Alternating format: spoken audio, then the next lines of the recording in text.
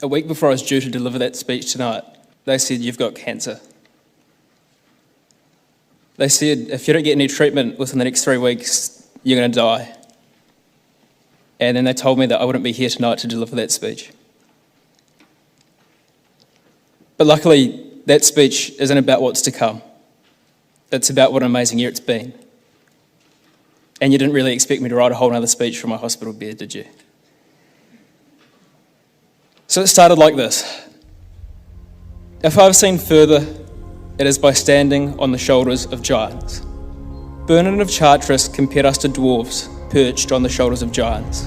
He pointed out that we see more and further than our predecessors, not because we have keener vision, nor greater height, but because we are lifted up and borne upon their gigantic stature and knowledge.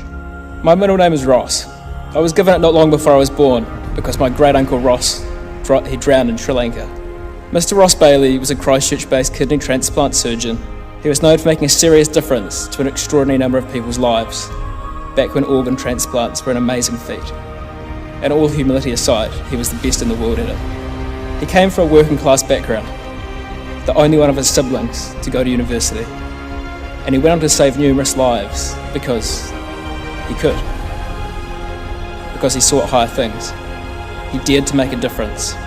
Now, we can't all save lives by transplanting organs, but we can make a difference in our own way. I want to share with you all some words which I hold particularly close to my heart. Words which meant a lot more to me this year than they ever could before. It is not the critic who counts, not the man who points out how the strong man stumbles, or where the doer of deeds could have done them better. The credit belongs to the man who is actually in the arena, whose face is marred by dust and sweat and blood, who strives valiantly, who errs and comes short again and again, because there is not effort without error and shortcoming, but who does actually strive to do the deed, who knows the great enthusiasm, the great devotion, who spends himself on a worthy cause, who, at the best, knows in the end the triumph of high achievement, and who, at the worst, if he fails, at least he fails while daring greatly. So this place shall never be with those cold and timid souls that know neither victory nor defeat.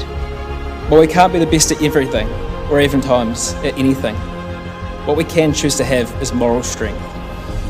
I wrote about this before I knew I had cancer, and now I have a whole new spin on it. Moral strength is about making a conscious decision to be a person who doesn't give up when it would be easy to be lesser because the journey is less arduous. Jim Rohn said, "Let others lead small lives, but not you. Let others argue over small things, but not you. Let others cry over small hurts, but not you. Let others leave their future in someone else's hands, but not you." Of course, doing this will mean at some point you'll have to face your fear of falling short, a fear of looking like a fool, a fear of not being enough. And being senior monitor meant facing these fears every day. But here's the thing. None of us get out of life alive. So be gallant, be great, be gracious, and be grateful for the opportunities that you have. The opportunity to learn from the men who have walked before you and those who walk beside you. My challenge to each of you and to myself is to continue to grow and to develop for the better. The future is truly in our hands. Forget about long-term dreams. Let's be passionately dedicated to the pursuit of short-term goals.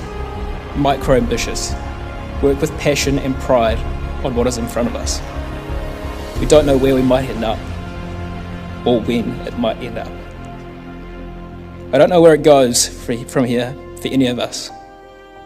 For me, for you, wherever we go and whatever we do, may we always be friends when we meet again. Aotearoa Pito.